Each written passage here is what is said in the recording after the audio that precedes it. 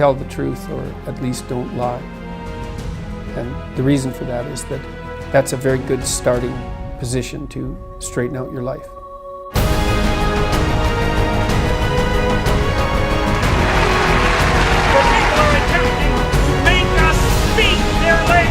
Why should your right to freedom of speech trump a trans person's right not to be offended? I mean, look at the conversation we're having right now.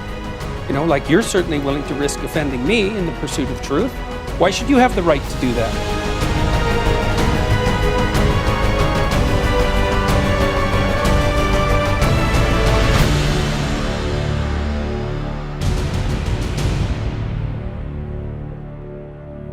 Welcome, Mr. Jordan Peterson, to Framgångspodden, the Success podcast. It's an honor to have you here. Thank you very much for the invitation. Thank you very much. How does it feel to be in Sweden? Brief. I'm only here till tonight. It's beautiful. I mean, we spent, Tammy and I, my wife and I, spent some time walking around this morning. We had only half an hour, but it's a spectacularly beautiful place, and it's a lovely day. And I'm coming back here twice in the next month, so I hope to be able to see some more of it. Okay. But it's great to be here, as far as I'm concerned. It's nice. Amazing, actually. And I love European cities. They're so unbelievably beautiful. It's always, it's quite staggering to come here, always. So, when I was doing my research on you, I actually discovered that you and I are complete opposite in some ways. Uh-oh. I only eat plants, and you only eat dead animals. I see. Why, Mr. Peterson, do you only eat dead animals? Well, I seem to have some autoimmune sensitivities that make it difficult for me to eat almost anything. And so... Almost anything?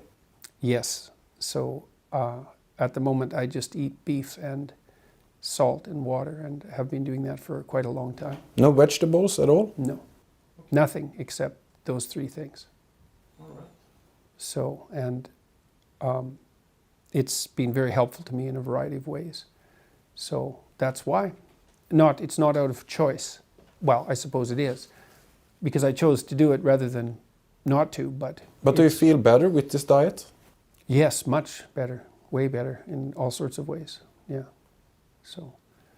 And how come you had these healthy issues earlier in your life? Yes. Well, mostly it was a consequence of my daughter's struggle with a set of very serious autoimmune illnesses, which she got under control by radically restricting her diet.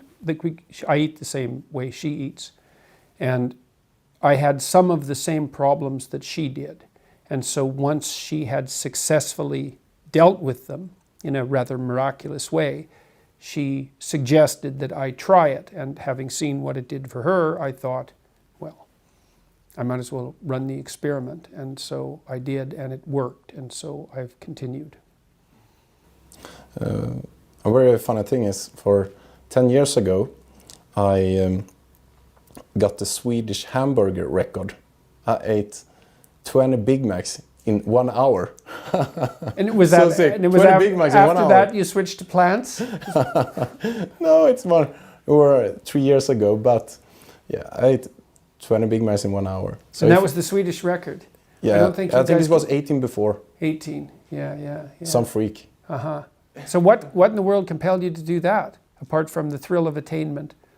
I was growing up in a city like 1 hour from here, and the other guy that had a Swedish record also came from the same city. I see. And in that small city called Haninge, it's like the only thing that they are famous for. Oh. So when I so you were going to take top place? Yeah, when I was growing up there, I was like, I want to be like Jordan Peterson, but in this small city, and I want to be a legend. And if you want to be a legend, you have to eat many hamburgers. I see. Well, congratulations on having achieved that. It's not so complicated. Has someone demolished your record yet? Not yet. Not yet. So maybe if you have some time left. Yeah, I wouldn't be able to eat the buns. But you eat much though. meat? Beef? Just beef, yeah. Just beef, not like pure blood. You drink pure blood? No. Only beef? Only beef. But do you have butter or no. Some salt? No. Salt. Okay, salt. Okay. Yeah. Nice. That seems to work. Yeah. Pepper, not so well, but salt. Okay. I have read your book, 12 Rules for Life, which is the best-selling book in the world right now. Congrats. Thank you. If you were to choose one rule from your book, which one would that be and why? Oh, it's probably tell the truth, or at least don't lie. And the reason for that is that that's a very good starting position to straighten out your life. It's really helpful to be careful about what you say and to not say things that you know are false. Never? Or is it like Never sometimes? would be best. Never would be best. Yes. I mean, it's not a straightforward thing to do, and that doesn't mean you get to tell the truth as a weapon. That's not the truth. That's a partial truth masquerading as truth to use as a weapon. I mean, you have to be sophisticated about it. But it's very useful to discipline yourself not to use your language in a manipulative manner. It doesn't work. It's a very, very bad medium to long-term strategy. And your life will become much simpler in a good way, much less anxiety-provoking, and much more exciting and adventurous if you just say what you think. Or even more importantly, don't say things you know to be untrue. One suggestion I have for people is that they listen to what they say and feel how it makes them feel physically. And what you'll see if you start to pay attention is that some things you say make you feel like you're standing on firm ground, and other things that you say disconnect you and produce a feeling of disunity and weakness. And you might think, well, that's worth it because I'm manipulating the world in some particular way to get what I want and it'll probably work. It's like, it's not worth it. It won't work. It will kick back and you will be punished for it. So one of the things that I've learned as a clinical psychologist, which is actually quite a terrifying thing to learn, is that it's terrifying when I think of my own life. I've never seen anyone get away with anything, ever. Okay. Everything you do that you know to be wrong will absolutely come back and haunt you, and usually in a magnified way.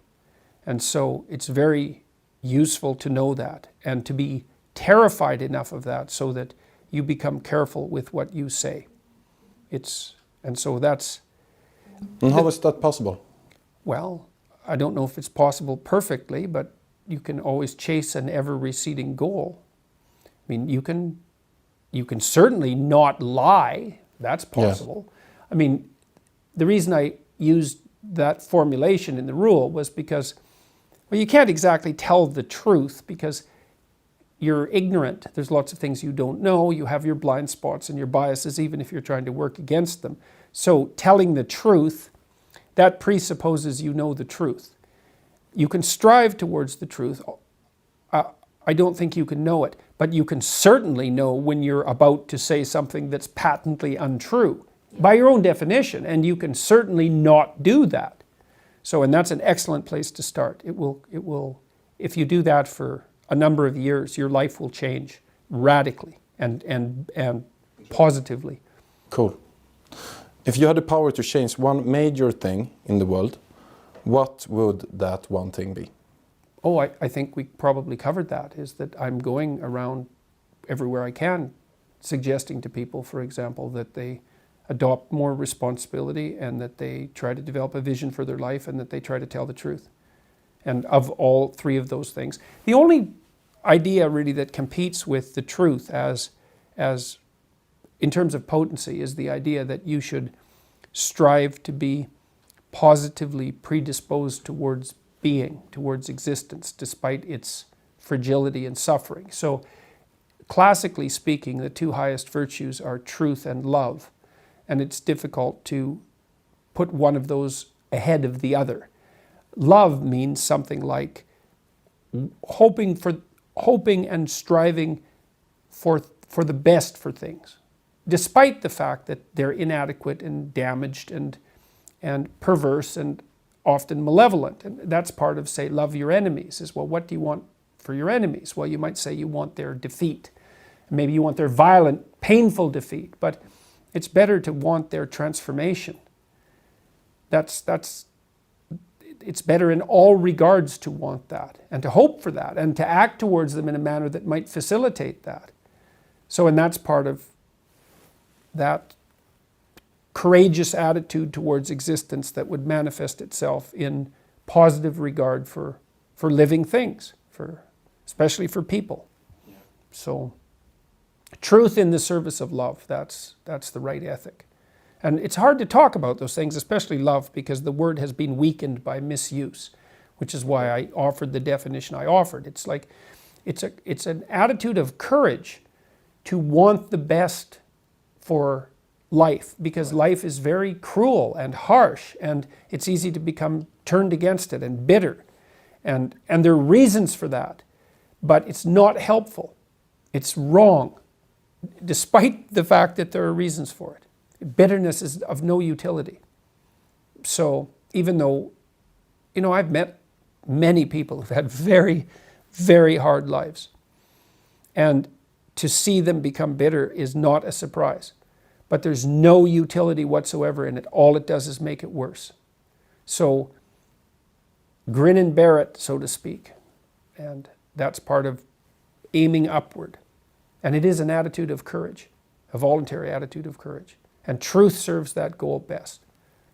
So how could it be otherwise? You can think about, you have an option. You can either have reality on your side or against you. If you abide by the truth, then you have reality on your side. You have reality against you. It's like you think you're going to come out ahead in that dispute? You only think that if you've developed a certain amount of arrogance, which is also another very dangerous thing. I can get away with it. It's like, no, you can't. You are so outmatched by reality that there's no contest. So I want to talk a little bit about success. You have met many of the most successful people on the planet. What makes the difference between people who can succeed and can't? Oh, there's a lot of differences. I mean, it takes a lot of rare traits, generally speaking, to push you in the direction of success. It also depends on what you mean by success. So we could do this two ways. We could go after classical success, which is the sort of thing that you're talking about, perhaps. Not like only money. It's like success when you feel happy and you have a good life.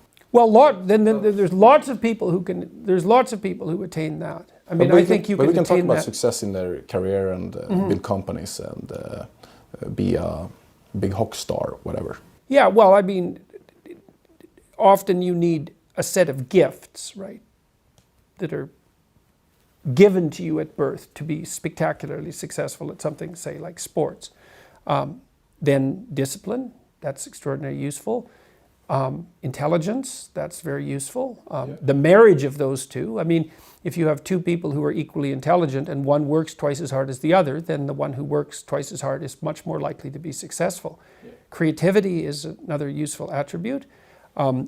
Reciprocity, the ability to reciprocate, that's unbelievably useful. Almost all the people I know who are successful have very broad, well-functioning social networks. So even if they don't know how to do something, they know someone who knows how to do it. And they've maintained their relationships with those people, and they've done it with integrity. So they're trusted. So they have a network of trusted people around them who are highly competent.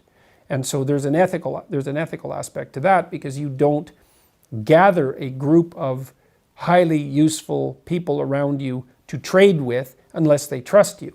And so honesty is a huge part of it. And I mean, I've seen people go into companies that were failing very dramatically. Competent people go in and with nothing other than their competence and their honesty turn the companies around completely. And that's very interesting to watch. And I've consulted in situations where that's been the case. So honesty is honesty. I think the only real natural resource, apart from air, is honesty. It's the basis for wealth. Because if two people treat each other honestly, they can take each other at their word and then they can cooperate. Otherwise, like if I can't trust you, God only knows what you're up to. You're so complicated that we can't do something simple and straightforward and directed together, because we're going to spend all of our time trying to figure out what in the world is going on. And this is partly why so much poverty in the world is actually generated by corruption, rather than an absolute lack of material, an absolute lack of material. Corruption is a force that produces poverty like nothing else. So honesty, integrity, and then all the things that you can be gifted with: intelligence, hard work, the ability to compete, emotional stability. How important is hard work? Oh, very important, especially at the uppermost pinnacles of different careers, because as you move up a hierarchy of competence, let's say, you surround yourself by people who are more and more like you, right? They have everything you have, right? And so maybe at the utmost pinnacle, you need a combination of 10 rare things, and you better be firing on all cylinders, on all 10 dimensions, because otherwise someone else will obtain the position. So the higher up you go in whatever you do, the more crucial it is that you do everything that you're doing right. People get taken out. You know, you see people very frequently, entertainers, for example, very, very talented people, and disciplined even. And, you know, and very social too. Social, sure, exactly. And they have a drinking problem, for example, and they're done. They're done. It takes them out, often when they're 27. Those are all. But trustworthiness is a huge part of it. You have to be able to take someone at their word. Millions of people see you as a role model. What is your key to success? I think mostly it's the attempts that I've made to say what I believe to be true. I mean, I have some talents. I would say I'm a very effective reader. I'm a very fast reader. Okay. And so I can process information, especially verbal information, extremely rapidly. So that's been very helpful to me. And do you also remember it? In a strange way. Like, there's people organize the way they learn in very different ways. And I have a large theory of the world, let's say, that's fully articulated, not fully, well articulated. And when I learn things, I plug it in. I plug the pieces that I learn into it, and then I remember those things. Some people I've known, professors I've known, great professors, remember far more than I do. They remember the name of the person who wrote the material. They remember the issue of the journal that it was published in. They have more of a library-like memory. I'm not like that. I have a body of knowledge that I can slot things into. And that's one of the things that enables me to lecture extemporaneously, because I have this large structure of knowledge that I can walk through in different ways, and I'm constantly rearranging it. And, like a human Google. Well, I suppose, except that it's themed. It's more like a musical piece in some sense, because it has a structure. And so I'm tinkering with different parts of it, and sometimes there are pieces that are radically revised. But it's more like a computer file system. That might be a way. You know, you have your own personal file system, and everything's related in some sense to everything else. And like, I can remember, I don't know if this is common or not, but I don't know how many files I have in my computer, maybe 250,000. I know where every one of them is. Okay. So, and it's because they're all thematically related. So, right. And it's the same with the body of knowledge that I've built. And so when I read something, I just add to what I already know, and then I know where all the information is. But I forget lots of what I read. Lots and lots of it. Majority of what I read. And what are your weaknesses then? Do you have any? I'm not very mathematically intelligent, I would say. I mean, not too bad. I'm somewhat above average, but I've had students who are mathematically gifted, and they're so much better at mathematical reasoning than me that we're not even in the same conceptual universe. So that's definitely a weakness. So that's an intellectual weakness.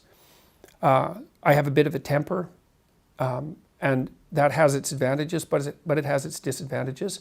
I have suffered more with mood control than might be optimal. So I've had that take me out for times in my career where I wasn't functioning as effectively as I could because my mood wasn't regulated well. You were depressed? Yeah, although that seems to have been treated quite well by this diet. So I think it was an inflammatory condition. There's lots of reasons for depression. So I think it was a side effect of an autoimmune disorder.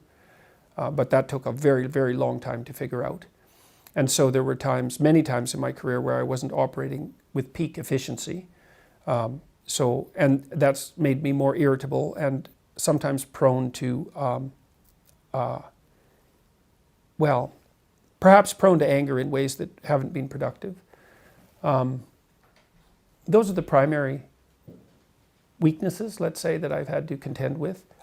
There's others. I mean, when I was a kid, I really liked to drink, so it took me a while to get that under control. That, again, had its advantages and disadvantages, but as a long-term strategy, it wasn't a good one. What else? I'm prone to say yes to virtually everything. And so, because if something comes along and I'm interested in it, then I'll want to pursue it. That's a consequence of... And do you feel stressed up, or is it... Well, if I'm on top of things, it's great, because it's a never-ending vista of opportunity. But if my mood tilts, then I have way too many things to do, and I'm sort of crushed under the weight of it. So that can be a disadvantage. And then it keeps me... I don't know, it's the downside of having an entrepreneurial temperament. You know, people think that creativity is an untrammeled benefit, but it's not, because it tangles you up in things, and those things can fail. And even if they don't, you have to keep them going once you're committed to them. And so I suppose I have a proclivity to be overcommitted. Now, I've been able to deal with that because I also play a game constantly with myself, which is I'm always trying to figure out how to do things in the maximally efficient manner. And so I can usually figure out how to do multiple things simultaneously in a way that addresses all of them. Can you give some example? I'm recording all my lectures, and I'm using them as the first draft for much of what I'm writing. And I do a different lecture every night, so that I'm using the lectures as the grounds for much of what I'm going to be writing next. And so that way and for blog posting, and potentially for newspaper articles, and for the book as well. Yeah, and for the book, yeah. And so I built this system called the self-authoring. It's on selfauthoring.com, and it's a series of exercises that are designed to help people write an autobiography and to assess their personality, faults and virtues, and to make a plan for the future. And it really works quite well. We've done a fair bit of empirical research validating it. And that forced me, I built a business out of that, and that forced me to learn how to do sales and marketing and customer support, and to learn to not program software, because I can't program, unfortunately, which is another weakness, but to design it. And so that's another example of efficiency, I would say. I think we can listen to a short clip, a viral clip. There you talk about Scandinavia.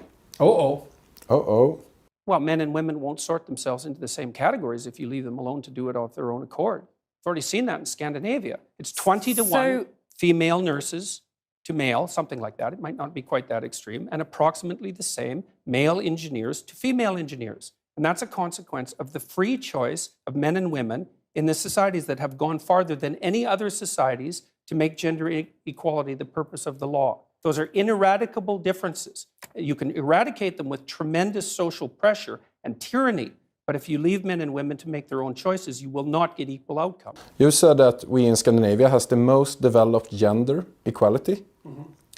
Why do you believe that ratio of men and women differ here the most? Because the data on that's crystal clear. As your societies become more egalitarian, the biological differences between men and women in temperament and interest magnify. It's the most, perhaps it's not the most well validated finding in the social sciences, because that's probably the relationship between IQ and academic achievement, but it's probably number 2 or number 3. It was being replicated 3 times in the last month. So, and the relationship is actually extremely large. There was a paper in Science that was just, and that's the best scientific journal in the world, by the way, that was just published last week, showing that there's a massive positive relationship between the wealth and egalitarian nature of a country and the magnitude of difference in preference between men and women.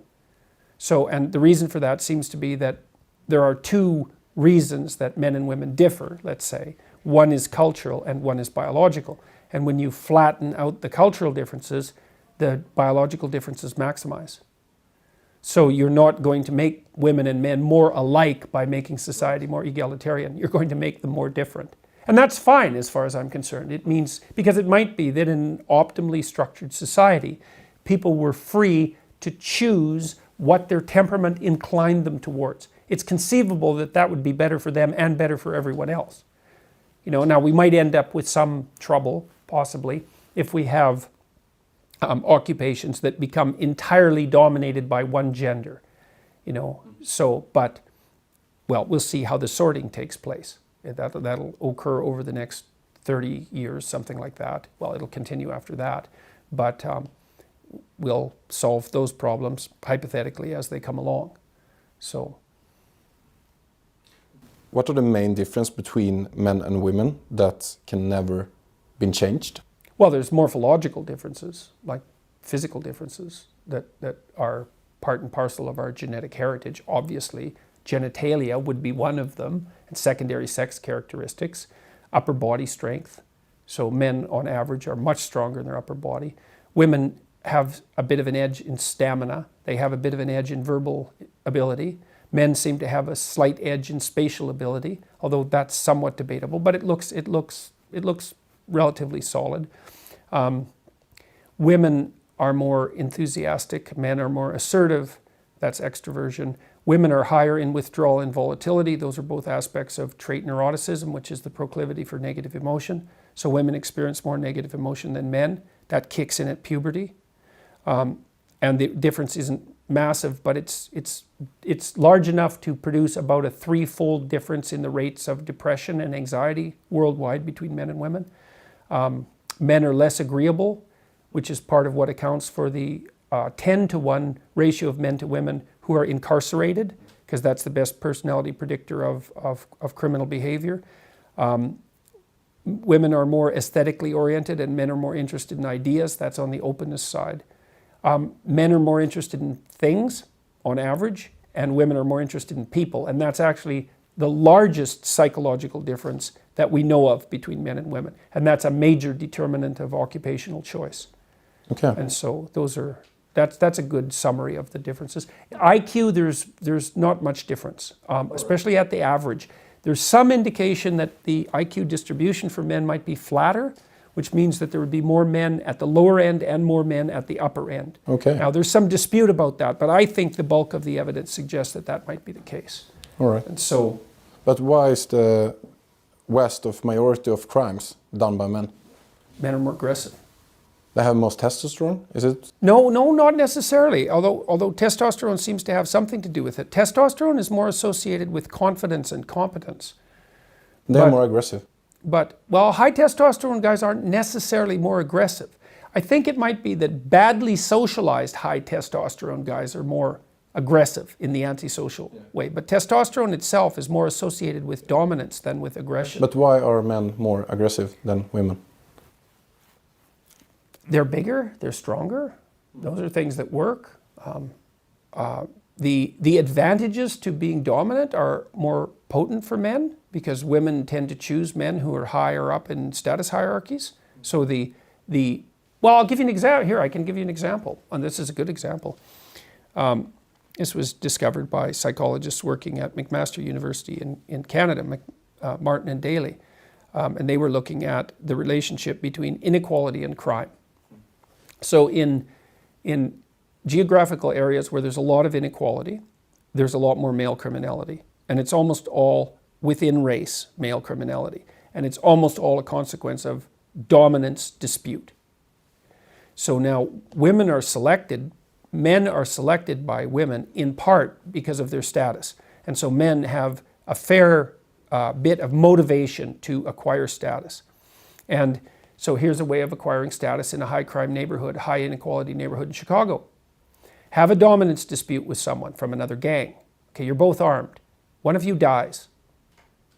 Okay, now, is it murder or is it self-defense? It's plea bargain to self-defense. You end up in prison for 2 years. You get out in less than 18 months. Your street credibility goes way up. The net positive consequence across time is the net consequence across a reasonable span of time, not your whole life, is positive. You attain status increase. So there's situations where aggression, even untrammeled aggression, puts you higher up in the mating hierarchy. So that's one reason. So aggression, physical competition, physically aggressive competition among women produces no net positive improvement in mating opportunity. So. All right. We do like this. We jump into the last 3 questions. In Swedish, 3 sista frågor. What is the best advice you have ever received in your life? Maybe from your wife. Well, I've received lots of good advice from my wife. I think it's possible that it was advice from my father, and he was very careful to insist that I didn't, what's the right word? To keep the arrogance down, not to brag. And that was very good advice, I would say. So. What are the best tips for get a happier life? Decide what that would mean. It's not going to happen randomly. I talked about the future authoring program. So what it does is invite people, okay, so here you want a better life? Here's the way to have it. Well, first of all, decide what better means for you. So you have to have a discussion with yourself as if you were someone you cared about. So now we decide you're taking care of yourself. 3 years down the road, you get to have what you want, but you have to figure out what it is. Okay, so do you want an intimate relationship? And if so, what kind of relationship? How are you going to structure it? What about your family? How are you going to get along with your siblings and your parents? Are you going to have kids? Is that going to be part of your life? What are you going to do for your career or your job? How are you going to educate yourself and keep your education updated? How are you going to resist the sort of temptations that take people down? How are you going to take care of yourself mentally and physically? What are you going to do with your time outside of work that's productive and engaging? Imagine you could optimize all that. Okay, so then you need a vision. Okay, what would my life be like if I had that? And what would it look like? Well, then you have to make the right sacrifices to get there. You need to make a strategy. And so you lay out that strategy and then start to pursue it and progress incrementally, right? Little better tomorrow than you were yesterday. And compare yourself to yourself, which is rule 4 in my book. That'll work. You'll be in way better shape very, very rapidly. So, but you can't just wait around for happiness to appear. I mean, unless you define it and pursue it. I mean, things don't happen. Good things tend not to happen randomly, right? Things fall apart randomly. So you need a vision. You need a plan for the future. And you don't want to make it rigid and tyrannical, and you have to do it in negotiation with yourself. But it's unbelievably effective. So do that. That works. Very good advice. If you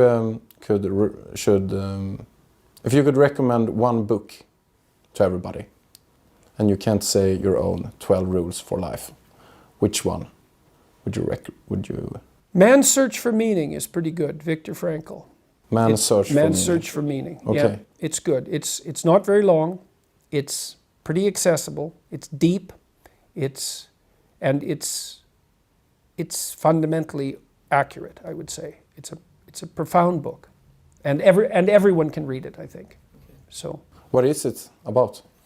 The person who wrote it, Viktor Frankl, was a psychiatrist who spent time in Auschwitz. Mm-hmm. And so it's a discussion about totalitarianism and meaning and personal responsibility. And it's brilliant.